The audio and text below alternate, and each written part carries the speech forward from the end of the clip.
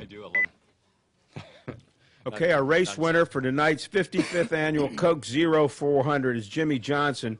He drove the number 48 Lowe's Dover White Chevrolet for Hendrick Motorsports. He's joined by his crew chief, Chad Knaus.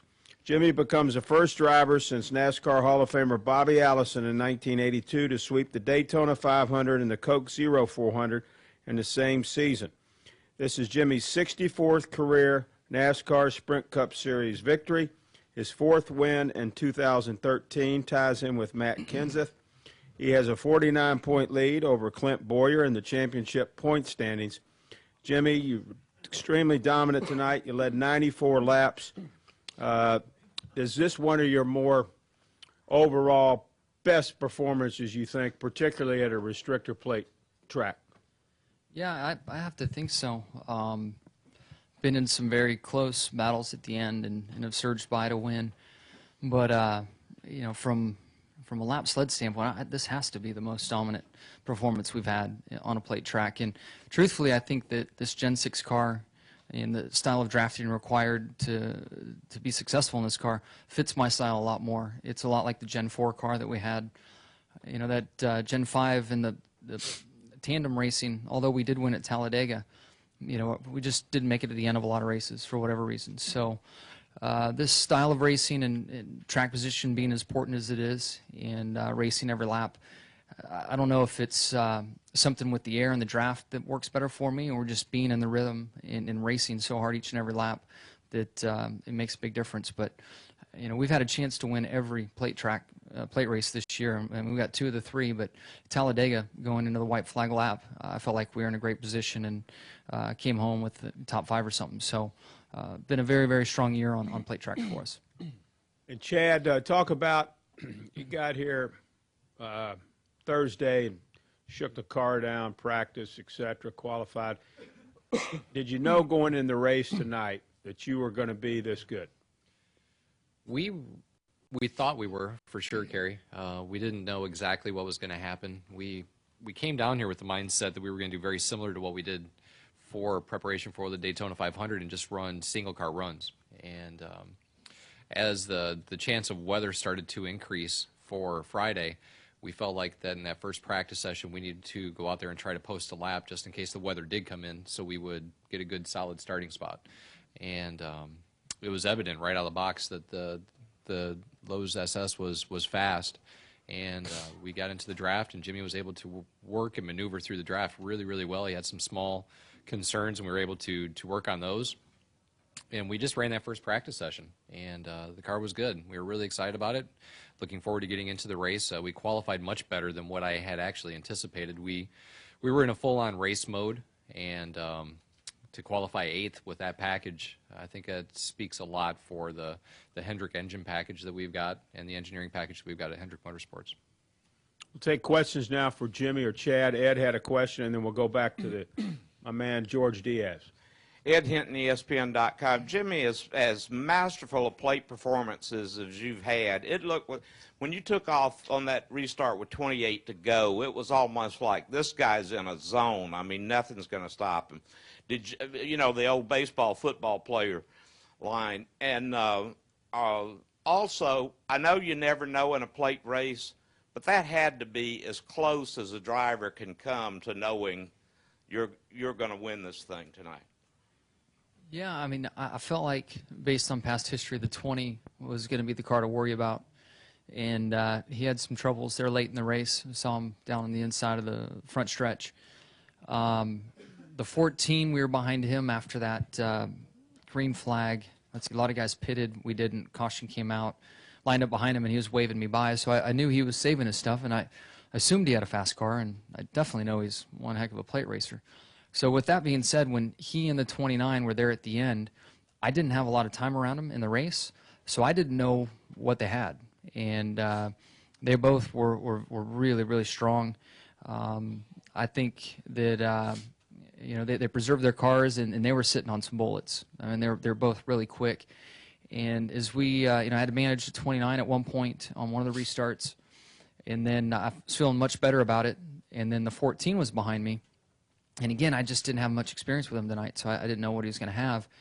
And as we went into turn 3, he was able to clear the 78. I could see in the mirror, and I had about a 2-car, 3-car gap, and I thought, oh man, this is going to bite me. You know, I figured he would run up on me and have something for me, you know, off of 4 or coming up to the stripe, but he didn't have somebody on him, and you know the right situation wasn't there for him to run up, and I was able to manage it. But I expected the 14 and the 78 to stay side by side as we went into turn 3. Thought I'd be fine, but once the 14 cleared the 78, I got really nervous to the stripe, but made it. Let's go back to George and then to Bob. Yeah, Jimmy, back here, George Diaz, Orlando Sentinel. I know there's obviously a lot of races and laps to go, but do you get any kind of good vibe going, a feel that relates to any of the 5 championship runs in terms of the success that you're having this season? No, because the chase is so different. You know, those 10 races, we've entered the chase with a ton of momentum. We've entered it off, you know, and we've done a very nice job of, you know, those 26 races are what they are, and time to move on and work on these next 10. So I haven't spent a lot of time. I mean, when we get in the chase, there are certain feelings that seem to come around, but right now, it's really about managing, managing your team, managing your car, developing the car, and things like that. So I feel good. You know, as we get later in the summer, and you know, a week or 2 out, if we're winning races, then that the right feeling will start to come along. Then it's still a little early, and we're obviously trying to get every point we can to carry into the chase with bonus points. But we've got a little time before we can focus in on that feeling. Let's go to Bob, and then we'll go to the press box, and then back down here. Go ahead, Bob. Bob Hucker, Sporting News. Jimmy, can you talk about trying to keep Ambrose behind you, and then kind of what happened with the contact with him, and kind of maybe the resulting of Casey spinning out? Yeah, he had a great run going into turn 3. I mean, he was coming fast, the fastest run, the biggest run I'd seen in a lot of laps. So I moved up to block it. Casey and those guys rolled up inside of me, and then as we came off of turn 2, the 9 went shooting down below me, and I don't know what happened from there. I don't know where the 5 was or what happened, but the 9 made a strong move to get inside of me, and all I saw was the 9 inside of me. So I assume he, at some point, or someone got into the 5 and sent him for a ride.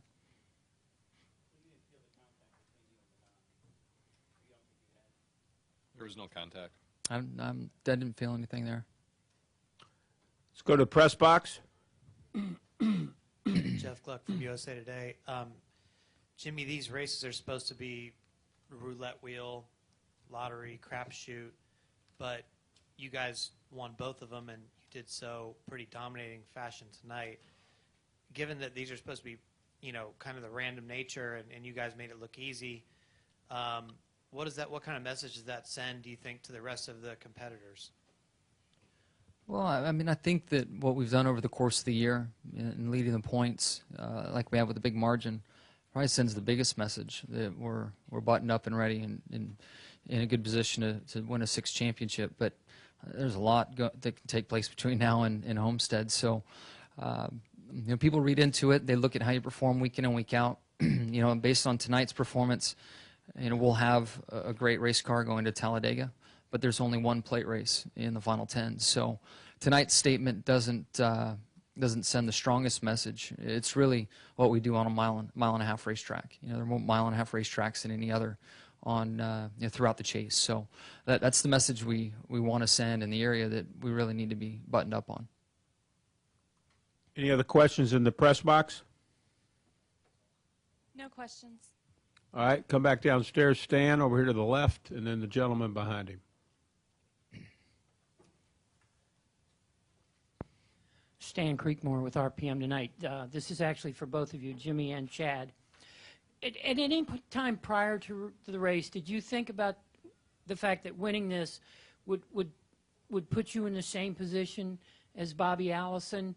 And when after the race did it hit you that you've done something that hasn't been able to be done in 31 years? I didn't have the slightest clue, to be honest with you. I didn't know until I climbed out of the race car, and I'm not sure if it was on television or radio. I'm sure television mentioned it, but I had no idea. So when I learned, heard the stat, and Bobby Allison as well, was always admired Bobby and Davey, and thought it was so cool that a father and son were on the racetrack racing against one another. And I remember watching the Daytona 500 where they duked it out. And some people remember where they were when Princess Diana passed away.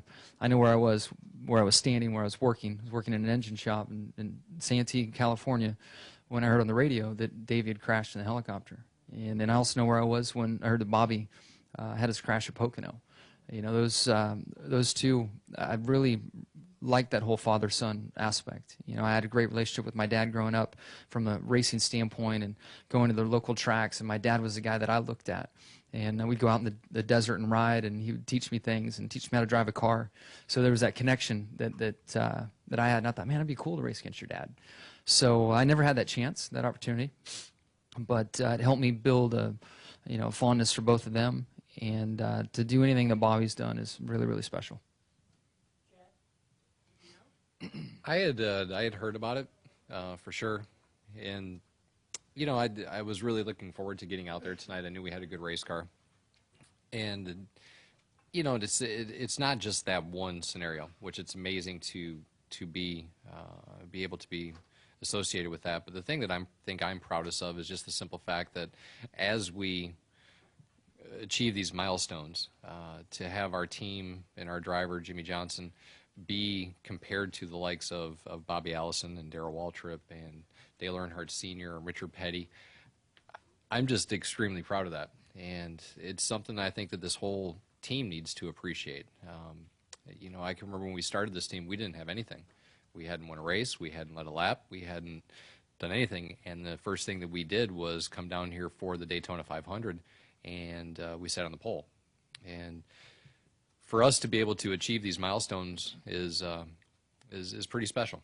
And I know one day we're going to sit back and we're going to look at it and be like, man, can you remember when we did that and we tied Bobby Allison for being the only team to have won both races in Daytona in a single season? I mean, that's pretty cool stuff. There's that picture too of Davey and Bobby right there. Yeah, right there.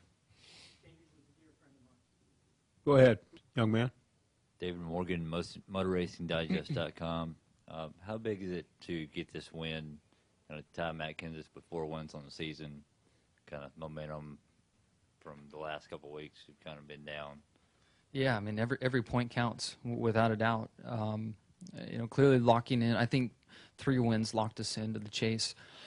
Clearly we've got nothing to worry about from that standpoint. Now it's trying to get each and every point we can to carry in. So happy to get 4 wins, and hopefully we can get a couple more, get ahead of them.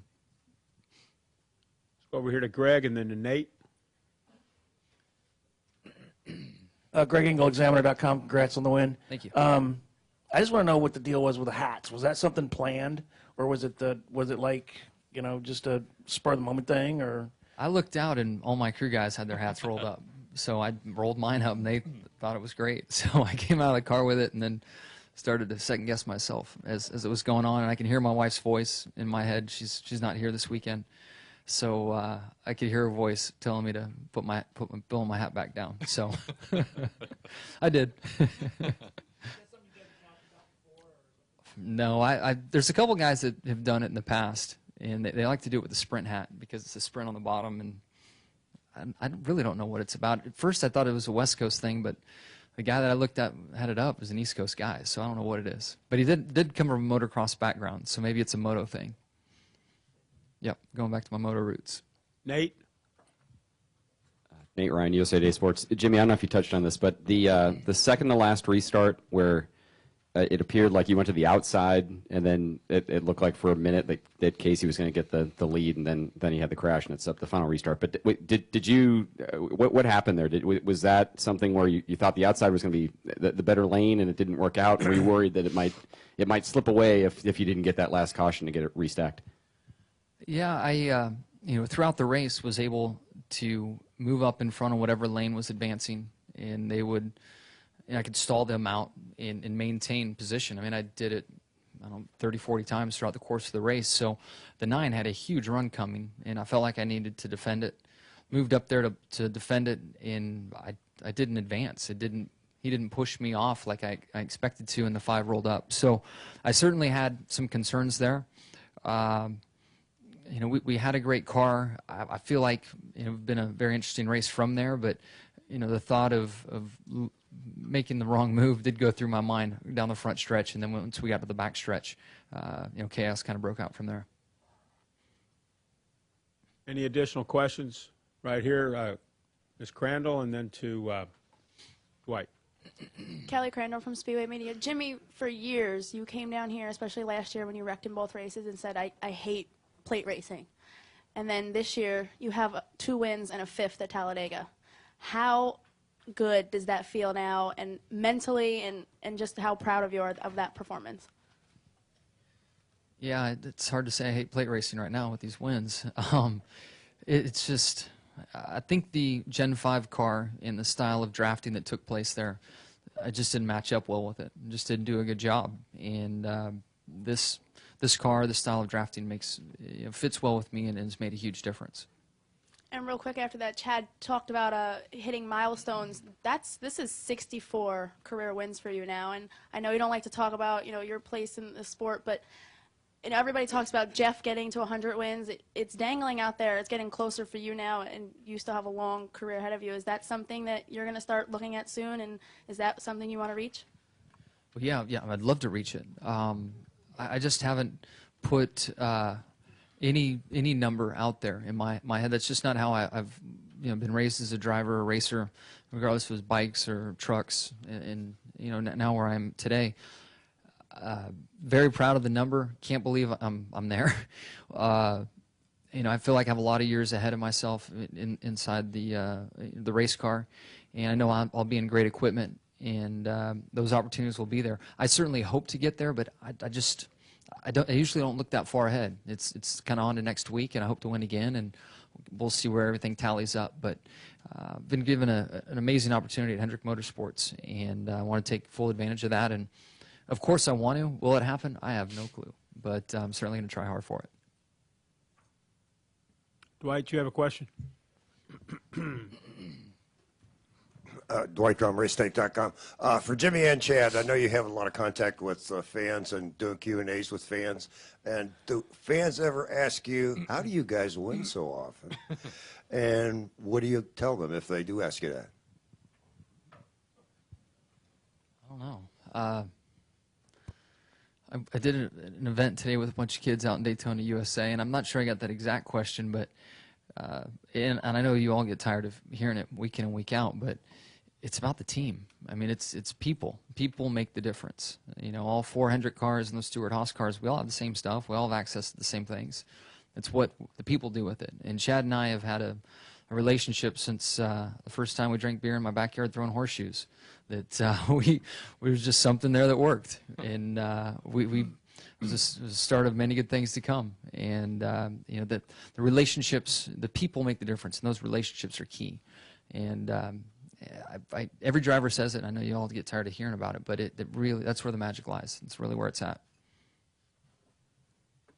He's spot on. And I think the biggest thing that you have to realize is that in any type of industry or sports, whatever it may be, you can't be afraid to change. And you've got to be able to change your perception, change your approach, change personalities. Sometimes you have to change a person from time to time. And that's one thing that we've been able to do. We've been able to morph the way that we approach the weekends. We've been able to morph the way we approach our team and the way that the team reacts with different personnel, different positions for different personnel, and make things happen. But the cold hard facts of the matter is, we could have the best race car out there, but if we had some schmuck driving it, it wouldn't get the job done. And I think we've got what is the best race car driver to ever sit in a Cup car behind the wheel, and I think that's the biggest key. The final question, or maybe Bob has the final one. Go ahead, Don, and then we'll finish with Bob. Are we filming a video on the ball field tonight? Oh, jeez, I forgot about that. This time we'll know you guys are watching, though. Last time we had no clue everybody was watching. Yeah, we weren't in the right frame of mind to be doing that. Yes, we were. We were in the perfect Exactly, we were. Probably not. We all have places to go tonight. Final question, Bob. Bob Hocker, Sporting News. Jimmie, obviously you had frustrations at Dover, come back and win at Pocono. Frustrations last week, come back and win here. do you thrive at all on those frustrations, and or is it important for your team to win in the weeks after those frustrations? No, I mean, especially from last week and this week, and the situations are so different with a plate track versus a downforce track. We're very focused on what we need to do as a team. We don't let outside things distract us, and I think that's the biggest key. And anything this 48 team does, we have a magnifying glass on us, and everybody talks about it, and everybody wants to know, wants to take shots at it, wants to praise it, and whatever it is, good or bad. The focus, anything we do, people pay attention to it. We don't pay attention to the outside all that often, if at all, and it's really about what we do inside the 48 team. And last weekend didn't turn out.